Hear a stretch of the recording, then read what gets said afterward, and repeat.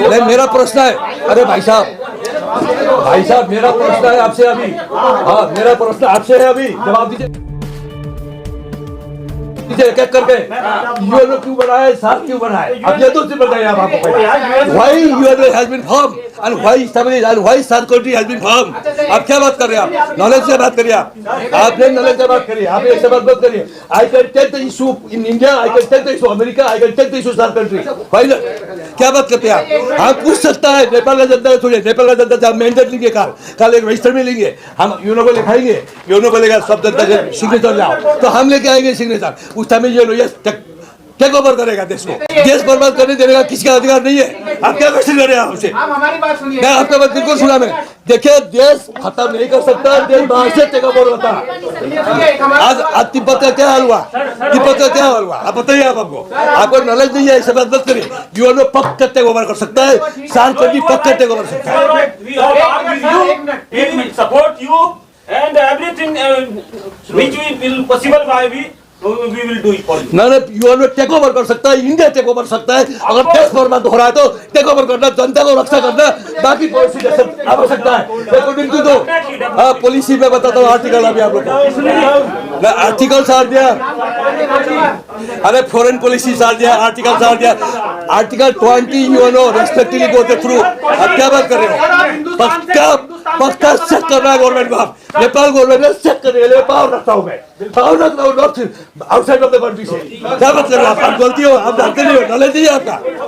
Most of the journalists are the आप ऐसा बात नहीं कर सकता, कहीं से मतलब छोड़ दो, उड़ा भी तो खा दो। I can to control them. आप अभी यहाँ पर आकर देश की बात कर रहे हैं। अब बिल्कुल कर रहा हूँ, बिल्कुल कर रहा हूँ, बिल्कुल कर रहा हूँ। देश की बात नहीं, देश में जनता नहीं। क्या है वो मदद मांग रहे हैं। देखिए जेद का मदद मांगना चाहते हैं आप वो बताइए बस। अब एक नहीं, नया क्वेश्चन। देखिए देश में कोई नेता नहीं है, दलाल है। हम दलाल निकल करते हैं इसको, इन लोगों के दलाल निकल करते हैं। नो सरकार गवर्नमेंट ओनली पब्लिक आदमी। ये नेता देखे नेता ऐसा है विष्णु जी। हाँ बोलिए। ये रामलीला का मैदान नहीं है, यहाँ प्रेस कॉन्फ्रेंस हो रहा है, आपको अच्छे सवाल भी मिलेंगे, खराब सवाल भी मिलेंगे। क्वेश्चन का गलत है। हमारी बात सुनिए ना, पहले मेरी बात। मेरा ये कहना है कि आपने ये प्रेस कॉन्फ्रेंस हिंदू और सनातन और आपका टोपी और आपका जनेऊ और आपका टीका के लिए किया। मधेसी को वहाँ कौन सा इज्जत मिल रहा है? पहली बात सुन लीजिए मेरी सवाल। और दूसरा, यदि आपका एजेंडा चाइना से है तो वो अलग चीज है। आपने अपने एजेंडा को घालमेल कर दिया। आप हिंदू की भी बात कर रहे हैं, आप अपने अस्तित्व की बात कर रहे हैं, आप मधेसी को गाली भी देंगे या मधेसी को वहाँ गाली दिया जा रहा है। मेरी बात सुनिए, मधेसी को वहाँ गाली दिया जा रहा है, उसका कोई वजूद नहीं है। आपने हिंदुस्तान के 5-7 राज्यों का आपने नाम लिया, बहुत अच्छी है। 3 दिन पहले भी हमने आपको सुना था, बहुत अच्छी बात है। लेकिन आप ये क्लियर कीजिए कि क्या आप चाइना विरोधी हैं, हिंदुस्तान प्रेमी है, या नेपाल के अपने अस्तित्व की लड़ाई लड़ रहे हैं, उसका क्लियर कीजिए। यहाँ कोई ये कोई क्या नाम है, ये कोई रामलीला मैदान नहीं है। ठीक, मैं नेपाल सवाल पूछने का काम है, जवाब आप दीजिए। आप लड़के नहीं जवाब दे सकते, आपने बुलाया है, आपने पत्रकारों को बुलाया है।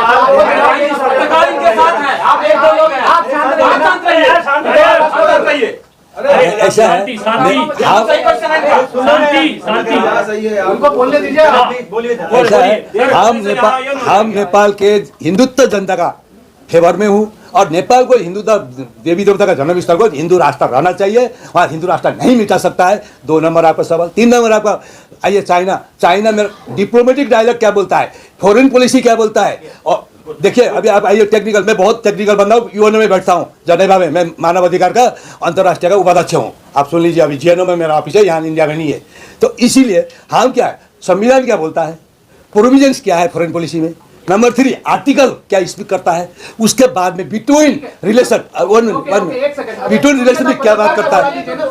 अब मेरा ये कहना है कि जो चाइना के साथ आपका इशू है वो सरकार टू सरकार है। जब नेपाल सरकार में लगता है कि नेपाल के सब लोग बिक गए तो वहाँ सरकार बदलिए। अब तीसरा सवाल जो बीच में आपने बहुत बढ़िया से छोड़ दिया, जो नहीं, मेरा दूसरा सवाल जो बहुत बढ़िया से कन्वीनियंटली छोड़ दिया, मधेसी को नेपाल में क्यों बेइज्जत किया जाता है, उसमें क्यों नहीं बोला आपने? अच्छा ठीक, उसमें भी आ रहा हूँ भाई, बिल्कुल आ रहा हूँ साहब, चिंता ना करें, एक जवाब आप लोगों को मिलेगा। बहुत अच्छी बात है। इसमें मधेसिया को ऐसा है, मधेसिया का जो नेता है, अब सुन लीजिए, मधेसी जनता बहुत सीधा साधा है, थारू जाति है, जनजाति है, सब है, वो कुछ इतना नहीं लगा सकता माइंड।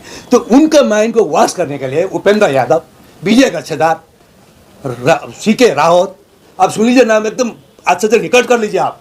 उसके बाद में ये सारे नेता उस 15,000 में 7 दिन बॉर्डर बंद किया, 7 दिन का बाद में 25 टिप्पर कहाँ से लेके आया? आज बंद कर दिया बॉर्डर, 25 टिप्पर खड़ा कर दिया, 7 जेसीबी खड़ा कर दिया। ये हमको रिकॉर्ड है मेरे पास। तो कहाँ से लाया? जनता मार के लाया, जनता को बर्बाद किया वहाँ में बॉर्डर में।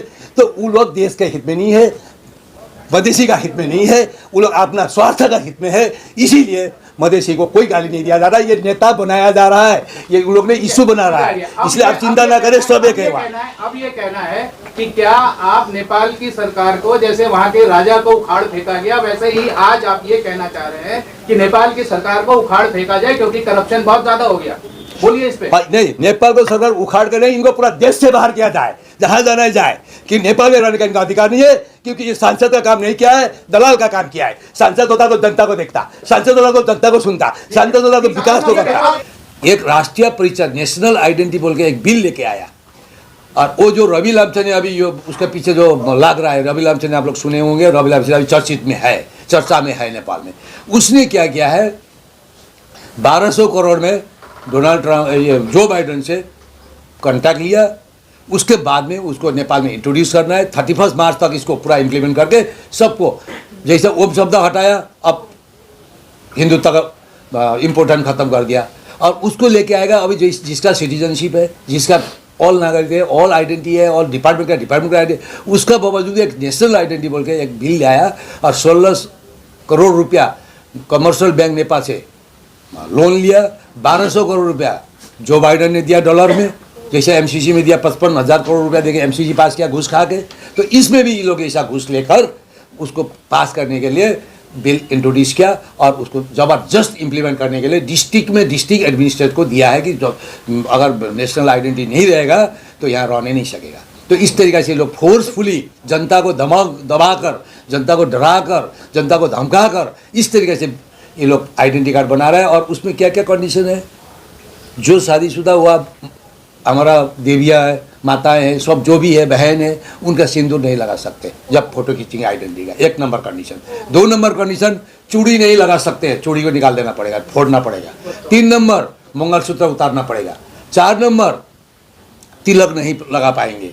5 नंबर, पैंट शर्ट पहन के, साड़ी छोड़िए, ये तो ड्रेस तो पोशाक तो छोड़िए, पैंट और शर्ट पहन के फोटो खिंचाना पड़ेगा, वो बनेगा राष्ट्रीय परिचय पत्र महिला के लिए। और पुरुष के लिए टोपी नहीं, ऐसे टोपी नहीं लगा सकता, ये तो राष्ट्रीय पोशाक है, और राष्ट्रीय पोशाक ड्रेस नहीं पहन सकता है, तो वो भी पैंट शर्ट में ही बिना तिलक ये खींचना पड़ेगा। तो ये कराने वाला रवि का अगुवाई में जब गृह मंत्री बना थोड़ा दिन के लिए, उसने 1200 करोड़ में ठेका लेके ये काम कराया इन लोग के साथ। और जनता को बोला क्या, ये तो पहले कांग्रेस एमएलए पास कर चुका था, इसलिए मैंने छोड़ दिया, वो मैं नहीं देखूंगा। देखिए, जहाँ पैसा लेना होगा इस तरीके से जनता को बोला था, और उधर में बोलता है इन लोग को मैं पास कर दूंगा। तो इस तरीका दोकलापंथी, इस तरीके का दोहरा चाल, इस तरीके का जनता का ऊपर हत्या, डायरेक्ट हत्या है, इनडायरेक्ट हत्या है। यार आप लोग कैसा हम इनको विश्वास कर सकते हैं, कैसा हम इनको नेता मान सकते हैं? काम तो सारे दलाली का किया है आज तक। डिप्लोमेट का कोई काम नहीं किया, विकास का कोई काम नहीं किया, जनता का कोई काम नहीं किया, देश के लिए कोई काम नहीं किया। डिप्लोमेटिक डायलॉग कैसा करना है, किस टाइप में करना है, किस लेवल में करना है, उसको नहीं किया। सीधा आते बोलता है पैसा दो साइन करूंगा, और कहाँ साइन करना है जगह बताओ। These are the factors of the Nepal politician. और अपने उन लोग ने खुद ही पार्लियामेंट में 2 तरह में हमने संविधान लेके आए बोलते हैं, और वही 2 में ओम शब्द हटाता है। तो इसका मतलब एंटी रिलीजियस है, एंटी हिंदू है। तो इन लोगों को नेपाल में रहना क्या दिया जाए? नहीं, इन लोगों को नेपाल से बर्खास्त करनी चाहिए। इसलिए हमारा एजेंडा सरकार, भारत सरकार को मैंने ये कहा है मेमोरेंडम में, 506 पॉइंट में है ये। इस तरीके से ये लोग देश बेचने में जाते हैं। तो भारत के साथ हमारा क्या है? भारत के साथ हमारा रोटी बेटी का रिश्ता है, हमारा संस्कार का रिश्ता है, और हमारा खान पान मिलता है।